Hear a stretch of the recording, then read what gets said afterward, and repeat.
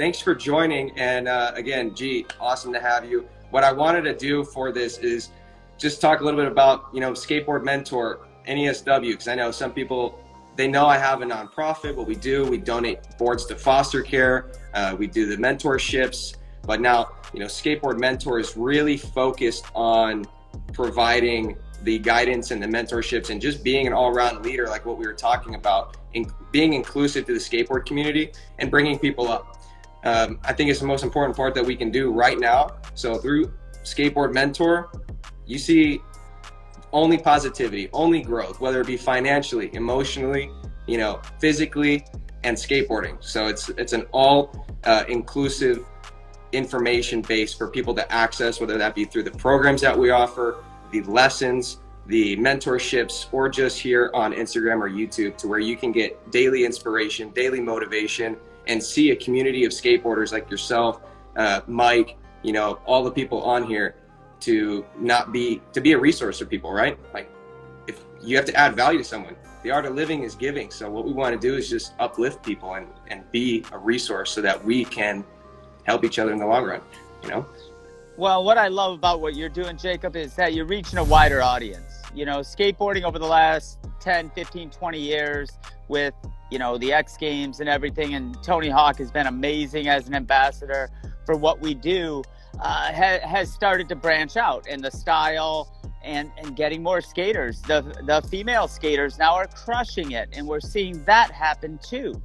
But with skating, especially right now, if you pay attention to the media, which I don't much, but everybody is looking for an excuse. And I was just talking with somebody the other day, and it was I brought up what you're doing, and we were talking about skateboarding. And I said, skating is sort of like the great equalizer. Like, you can't fake it. Like, if you really want to do it, you have to take the slams. You have to realize sometimes you are human. You got to heal, and you're going to get back there. And the goal setting is phenomenal, and it gives me a lot of hope for the future when I see, a young man or young lady hucking themselves down a set of steps 100 times to land a trick for themselves, for no other reason but for some personal gratification. I do believe that translates further on in life as they continue to grow. Though that kind of drive for a goal translates to maybe a career, maybe entrepreneurship, maybe whatever it is. It doesn't even freaking matter. Maybe they want to they love socks. They're really into socks. Be a freaking sock maker, man. You'll be so fired up. And I've been fortunate to, my pro career's rad. It was awesome. I love it. It's amazing, But what I've done since then is it opened doors, and I realized that I had a little bit of a voice and overcoming and goal setting and this kind of a thing. And it has opened doors for me to be able to speak to schools across the country and to inspire others, even outside of the skateboard world, to realize, wow, that dude did it. Like, I could do it, whatever it is. And even now, like, I'm still setting goals. I'm back in school. I'm like, oh, that'd be cool. I think I'm going to do it. And they're like, Garrel, what are you doing? I'm like, I'm going to keep it on the down low right now. But I think I got a new little goal going on. But yet skating is still exactly for me what it was, 35, 36 years ago. We go out, we skate 3 parks. I bet you the average age of the guys skating on Sunday was probably anywhere between 35 and 45. And we are cracking up, eating candy, listening to punk rock, getting hyped just like the 12 and the 14-year-olds. It's still that same passion and drive and excitement that we had when we were younger. And you cannot, I defy anybody on the planet to find another activity where a 10 or 12 or 13-year-old is teaching a 40 or 50-year-old something, and they're both psyched on it. Where else on the planet can you get that? And I see it all the time. And what you're doing is even broaden that spectrum.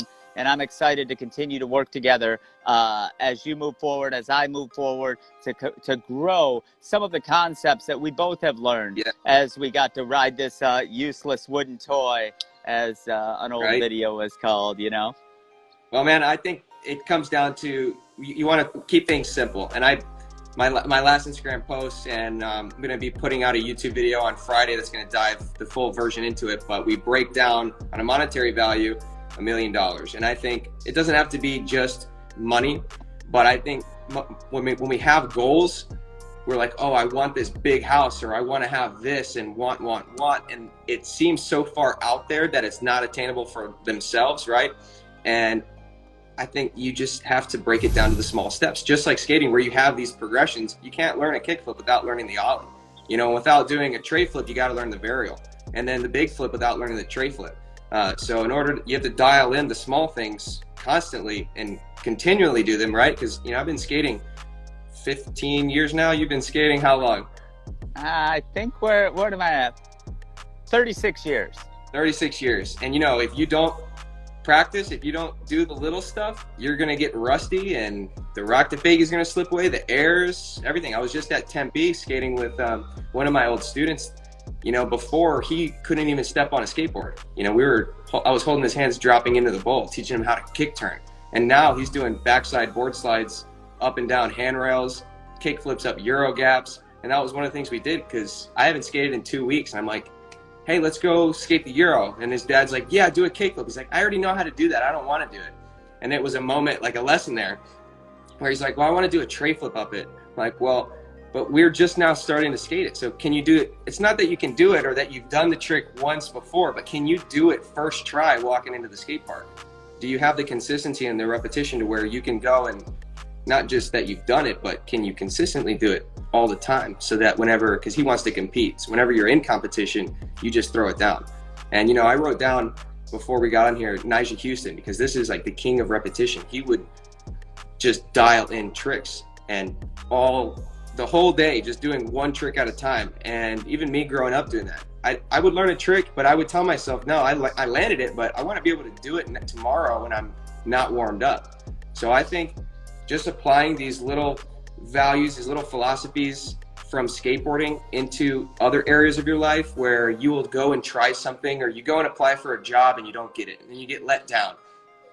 But you just keep applying, you keep doing whether it's school, whether it's socks, whatever your passions and goals are, you keep doing it and consistently do it to where you're a master at it. You know, you can I'd like to comment a little bit about your repetition, skating, and that. You know, when I came up, my mentor was a guy named Bill Danforth, legendary Alva skater, spent a lot of time in Arizona. And there was a lot of video guys. You know, there's a lot of guys coming out with video parts. And if they showed up at your park, that's not what you saw. They landed that trick once for the video, and that's what everybody got hyped on, and they got paid, and it was cool. I mean, that's fine if that's what your thing is. And Bill, he taught me that whatever they see on the video, that's what you bring to their skate park. Like whatever those, maybe it's, you know, you have 5 big tricks that you do, like that you're known for. Well, when you show up at the park, you should be able to do those tricks any park, anytime, any day or night. You know, you'll have your bag of tricks. But Bill taught me that at a very influential time in my life. And if anybody saw videos that I did, when we were on tour, that's what they got. They didn't get, oh, I saw it on video, I'm like, oh yeah, you know, that was the video part. No, you got that because of repetition, because of consistency. And I was never, I don't think, the best skateboarder on the planet, but I didn't like falling down. So I was a very repetitive skater, and I wanted to get things dialed in. I could do them without thinking and then move on to the next, whatever it is, the next trick. And I think in life, when we want to change something about ourselves, it's repetition. It's changing a habit. It's the same concept. I've been studying a guy named Dr. Joe Dispenza, and I'm a student of Tony Robbins' philosophies, some of his philosophies. And it's repetition. It's changing your subconscious mind to change yourself. There's a great book called Breaking the Habit of Being Yourself, and it talks a lot about that. When you want to make a shift, you have to change something you do daily. You know, if it's getting up early, if it's meditation, and sometimes it's very uncomfortable. Skateboarding can be very uncomfortable at times, but you have to make that change and have that discipline, like you said, to really want it. And you brought up, oh, so rad. I posted up something the other day about know your why. What is your why? And almost like either right before or right after, so did you. You have to understand why you're doing what you're doing, regardless if it's career, if it's relationship, if it's your recreational activities. Why are you doing this? For skateboarding, somebody could give me the worst news on the planet. And when I was 16, I used to tell my mom this. You could tell me the worst thing, and if I go skate for an hour, I'll forget about it for that hour. And it's the same thing today. I could be in a rough spot, or no, tomorrow is going to be, I got to handle something dicey, but I can go skate for an hour. I have time to go skate for an hour or 2 hours with my friends, and I will forget about that. And I've said it for years. I wish everybody on the planet had something like that in their life. I don't care if it's playing piano, if it's weeding your garden, if it's riding a skateboard, something that can get you away from reality for a minute. And I think it's important that I talk about this with skateboarding, using it as a resource and not an outlet. Because I think, a lot of people, they have and an outlet is good. I'm not saying that we should all have outlets, but there's so much to learn from skateboarding. And you said that why, and I remember we both posted, I liked yours, you liked mine. It was so cool to be on that same frequency, but if you look at my, if you go into my bio, it says I help skateboarders find their why to become financially free. And that's exactly what it is. You have to know your why. If that is the first part of what we do, with Skateboard Mentor is, what are your goals? Who are you? We start filling out and diving deep with each other of, I don't know what your goals are, but I can give you the structure and we'll figure it out, and what makes you happy and what's going to get you up out of bed to start living out your dreams rather than hitting snooze and keep continuing to dream. What's getting you fired up to get through the day, or get from the day, not through the day, right?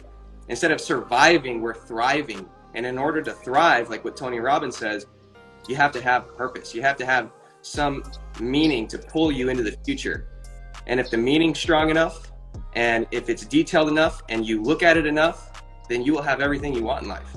And yeah, definitely. And a couple things. You've triggered so many things in my head, and we talked before we got on the air. Yeah. Like the last time we spoke, we could talk for hours and hours and hours. It's so awesome, and I want to thank you again for having me on. But thanks for being here, man. The foundation, when you were talking about your buddy, in skating, you have to learn to ollie. And then if you want to learn, eventually you want to get to, do frontside flips like Andrew Reynolds or something, but you have to learn to ollie. And then if you want to learn to kickflip, you learn to kickflip, and then maybe tray flip. And there's this foundation that you have to build upon, when you're skating transition. I get tears in my eyes to this day when I see somebody's first drop in on transition. Doesn't matter their age. I get choked up because that's like a baby learning to walk, especially if transition's your thing. You learn how to drop in, that opens a whole plethora of opportunity, but that's the foundation. Then maybe you want to learn a grind, or you want to learn an axle stall or a rock and roll, and maybe you want to start jumping around like a circus monkey. But you have to build the foundation to get there, and life is exactly that. You build a strong foundation, and if it's your friends, your mentors, the people you look to, if it's you're going towards whatever it is you want to do in life, you start building those relationships, and you continue with those relationships. I will tell you, for me personally, I can still call the boss that I had when I was 16 years old, and we could have a conversation for an hour. Like, I always had these relationships, these people that were leading me at that time that just happened, to come into my life at that time. Well, we're still friends to this day. And those kinds of relationships are very important, regardless if it's in the field you want to go into.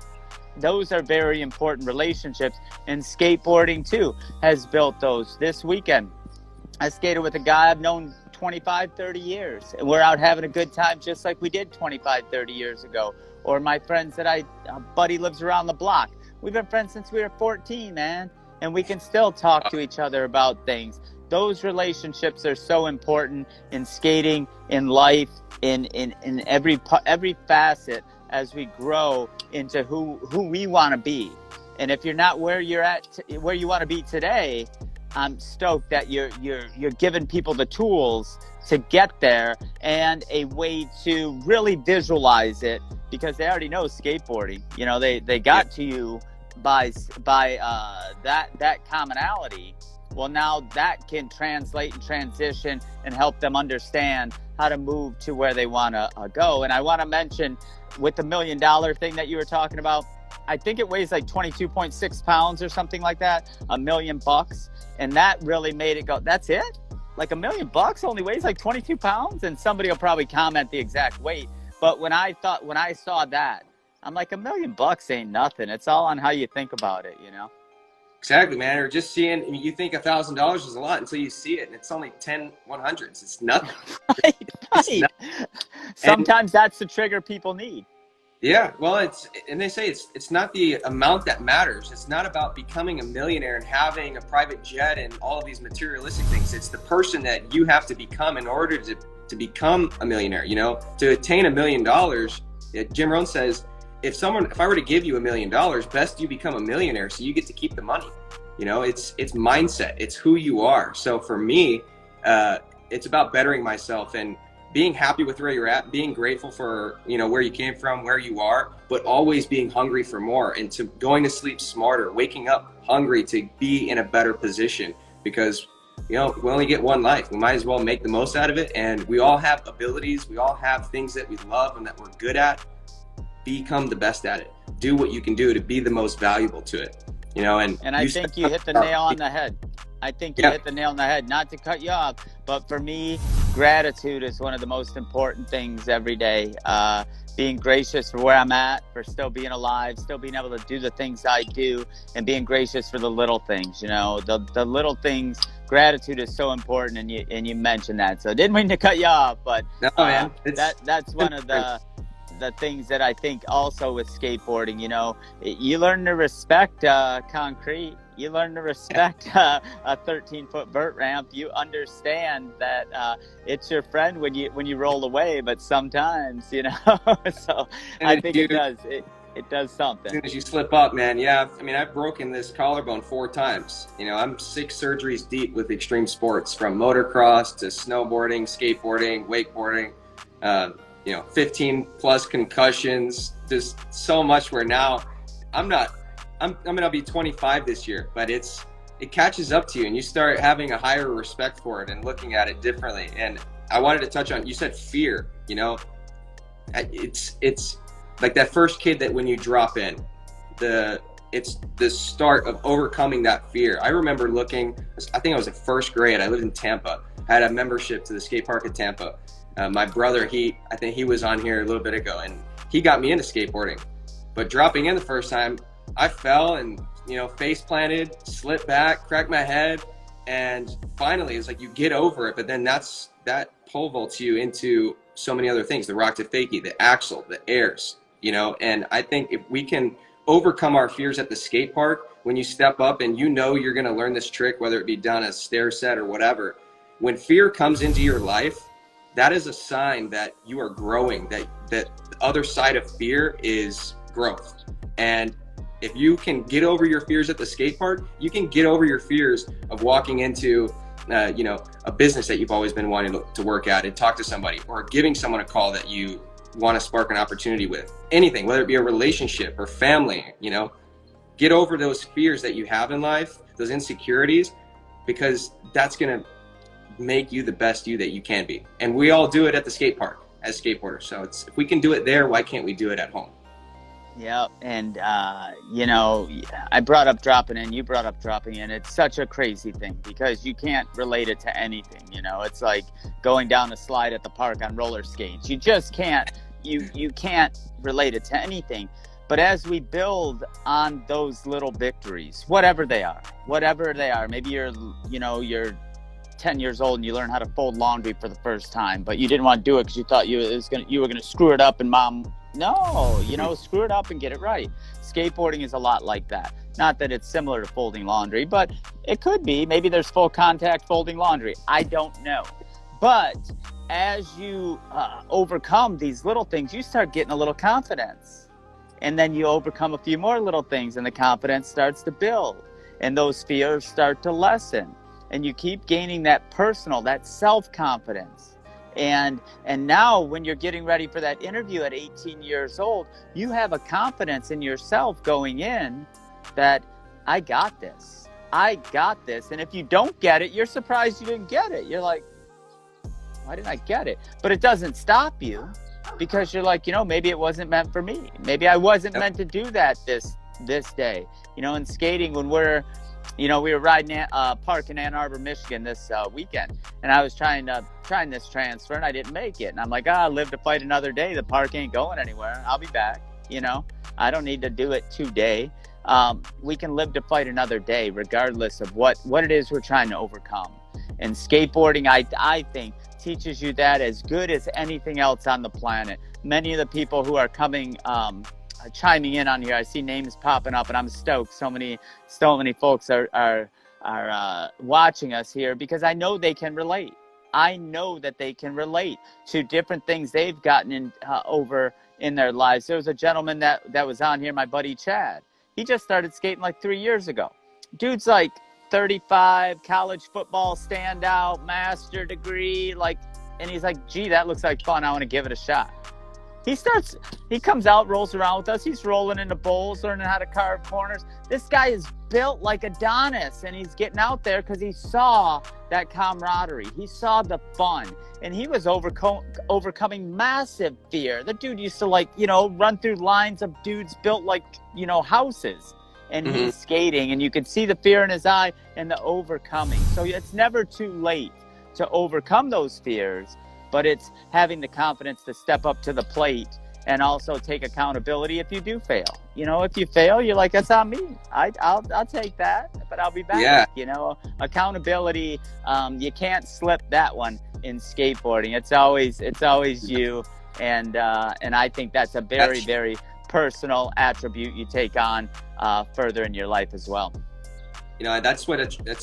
You're so right, man. It has attracted me to not just skateboarding, but extreme sports altogether. And I just prefer skateboarding on top of all the rest of them.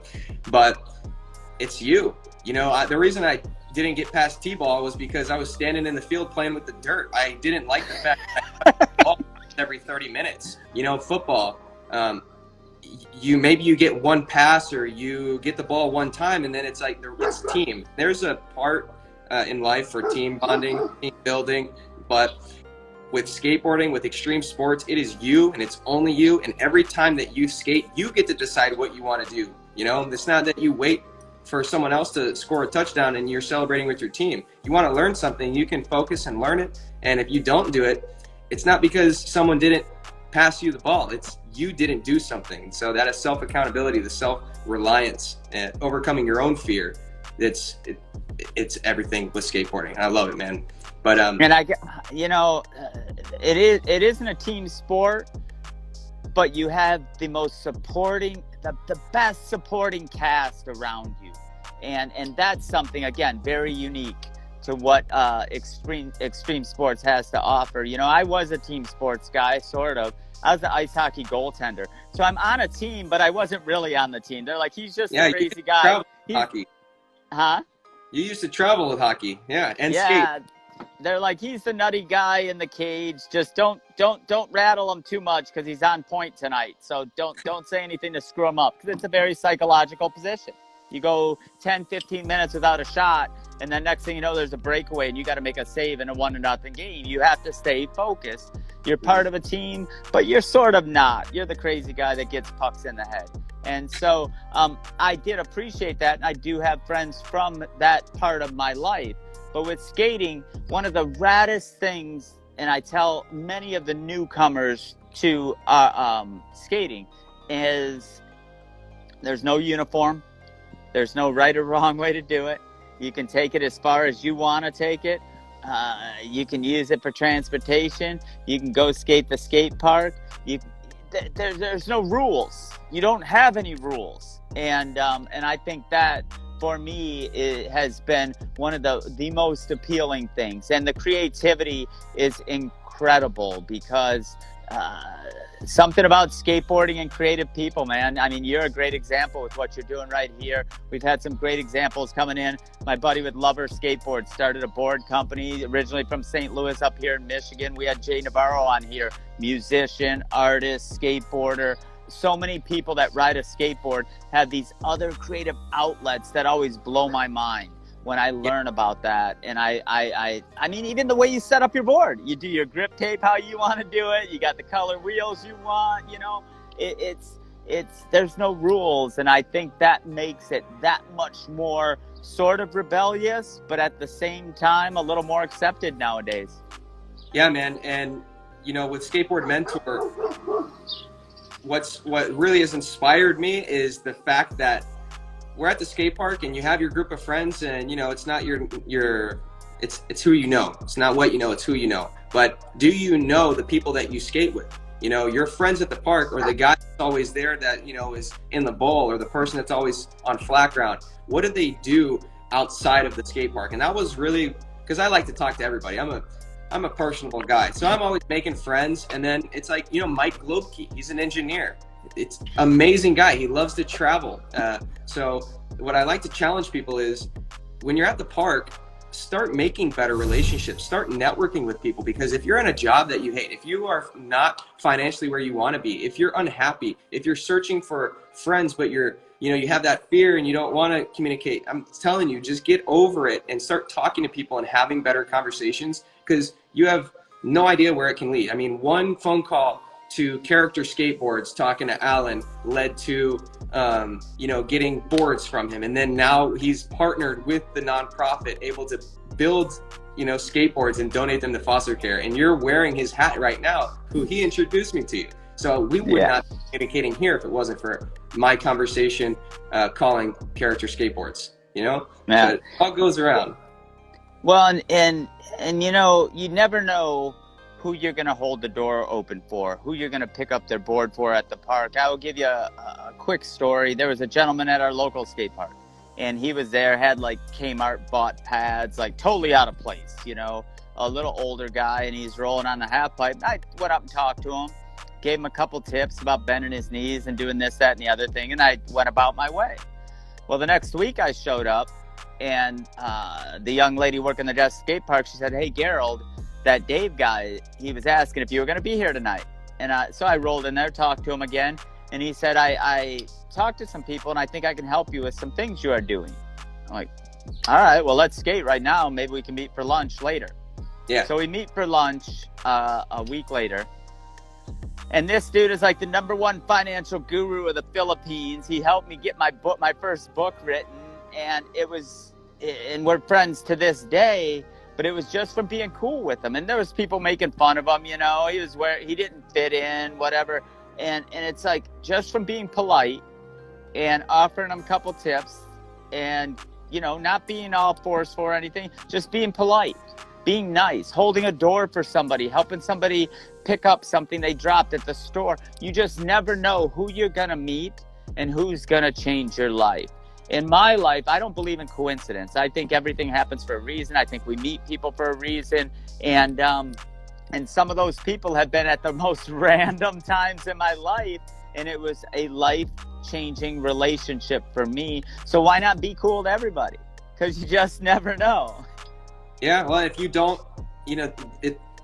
those that seek shall find. If you want open doors, you got to start knocking on some doors. So go talk to more people, and not just at the skate park, but I believe, you can create more opportunities for yourself by surrounding yourself where successful people go. Successful people don't go to the pavilions behind the skate park to smoke cigarettes and, burn the picnic bench. Like, I remember when I was in middle school, there was the crowd at the skate park that would always be doing drugs in the corner and really not skating. And there were the people that were there, and they were dialed in and had their headphones, and they were really good, and they liked skateboarding. And those were the people that I gravitated to, because I wanted to become a better skateboarder. And I think for people, you just want to put yourself in a good environment. Go to a library, go to the nice town, and grab a coffee and see who's around you. Like I said, open the door for someone. But if you can put yourself in places to create more opportunities for yourself, You choose your environment. You choose your. And if you're hanging around 5 people that are whatever, you're not gonna. It's gonna be hard for you to get where you want to be. You want to find people that are smarter than you, that are more motivated, that are doing more. Have maybe achieved what you want to achieve, and gravitate towards them, because the energy is going to be there. But if you're hanging around the wrong crowd, if you're doing the wrong stuff, it's going to kill. Definitely. And Elon Musk calls it the 5 Chimps theory, that you are the sum total of the 5 people you spend the most time with. And there's been tons of scientific experiments about it, where they took good people and put them with like not so good people, maybe one good person with a group of not so good people. That one good person eventually gravitated towards that. So many different people. A lot of people call it a mastermind group, or they call it this, or they have some title for it. When you get people with a common consciousness together, magic happens. Magic happens. And it's in a skate park, it's in a boardroom, it's in a classroom, it's in a band studio. I know many of my musician friends are going bananas right now because they're making music with one guy sitting on this side of the country, another guy sitting on this side of the country, and finally they're being able to get in the same breathing space as each other. And I think that's when the magic happens. I am a firm believer in common consciousness, and like-minded people create special things. And so what you were saying, if you want to elevate where you're at in your skateboard game, in your business game, in your social game, whatever, get around those kinds of people that you would like to, you want to be part of that group.